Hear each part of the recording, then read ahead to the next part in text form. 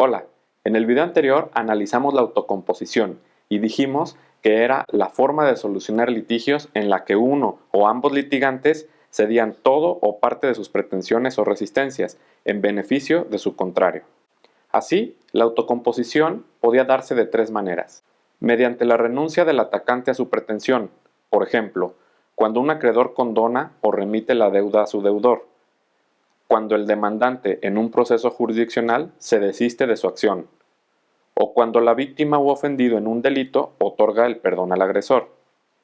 a través del sometimiento del atacado a la pretensión del atacante, por ejemplo, cuando en un proceso jurisdiccional el demandado se allana a la demanda de la parte actora y cumple con lo exigido, y mediante el acuerdo de voluntades, por ejemplo, cuando los litigantes celebran un contrato de transacción o un acuerdo reparatorio.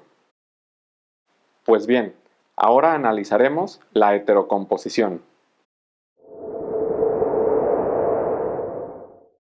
La heterocomposición es la solución de litigios que da o dispone una persona imparcial y ajena a las partes. Las típicas formas heterocompositivas de solución de litigios son la sentencia y el laudo. Ambas, sentencia y laudo, son resoluciones que dan fin a los litigios, pero mientras la primera es producto de un proceso jurisdiccional, el segundo lo es de un arbitraje. A grandes rasgos y de manera preliminar, podemos decir que el proceso jurisdiccional es un conjunto de actos realizados por las partes en conflicto, algunos terceros ajenos a la controversia y un órgano del Estado, cuya finalidad es que éste solucione el litigio y, en su caso, imponga dicha solución. Pues bien, el proceso jurisdiccional es el objeto de estudio de nuestra materia, la teoría general del proceso. Por su parte, el arbitraje, al igual que el proceso jurisdiccional, es un conjunto de actos tendentes a resolver un litigio, pero se distinguen entre sí por lo siguiente. 1. El arbitraje puede efectuarse por un árbitro público, por ejemplo, la Conducef y la Profeco en sus respectivos ámbitos de competencia, o por un árbitro particular, mientras que el proceso jurisdiccional solo lo puede llevar a cabo un órgano del Estado dotado de facultades jurisdiccionales, es decir, un juez o un tribunal. 2. El sometimiento a un arbitraje es voluntario para las partes, pero una vez que éstas aceptan someterse a él, sí les resulta obligatoria su resolución, mientras que el sometimiento al proceso jurisdiccional es obligatorio para ambos litigantes, atendiendo al derecho a la impartición de justicia reconocido en el artículo 17 constitucional. 3. La obligatoriedad del laudo proviene de un acuerdo de voluntades entre los litigantes para someterse al arbitraje, así como de la permisión de la ley para que ese determinado litigio pueda ser decidido así, puesto que hay litigios que no pueden resolverse por un árbitro, como la nulidad de matrimonio y la filiación, en los términos de los artículos 254 y 338 del Código Civil Federal. Mientras que la obligatoriedad de la sentencia proviene del contenido del artículo 17 constitucional, al imponer al Estado el deber de impartir justicia.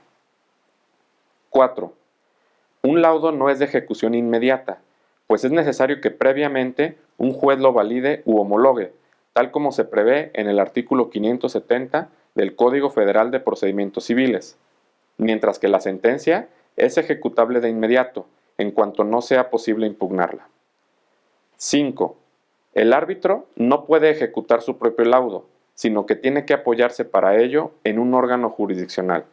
mientras que el juez o tribunal sí tiene la potestad de ejecutar su sentencia aún por la fuerza.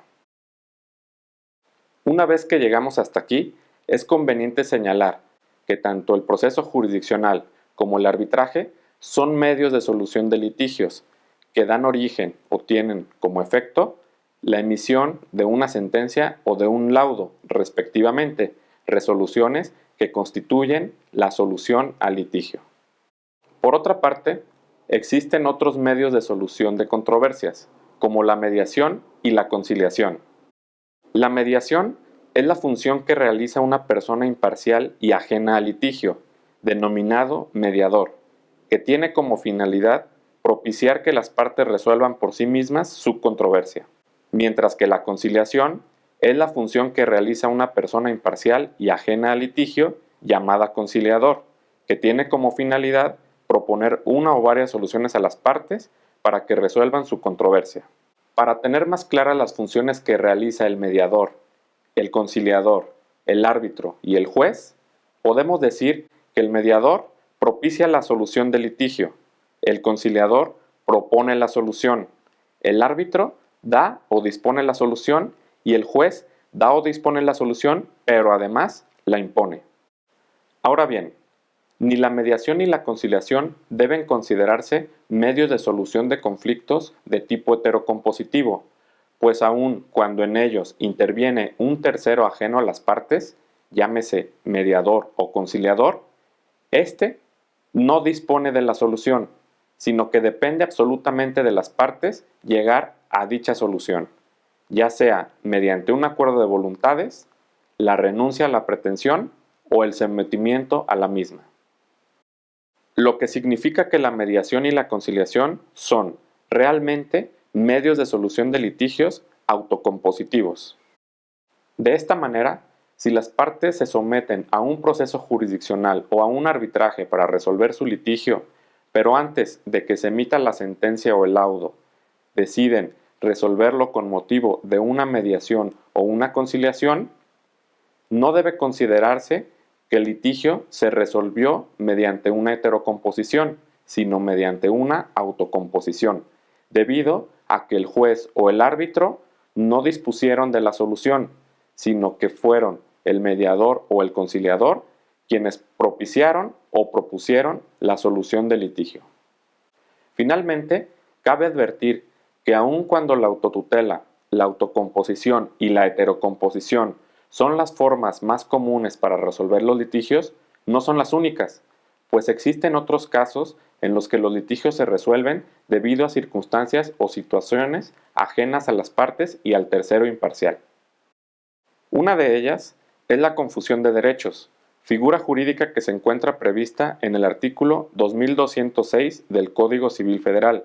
y que pudiera darse, por ejemplo, si una persona reclamara la propiedad de un bien a su padre y posteriormente éste falleciera y el hijo fuera su único heredero. En este caso,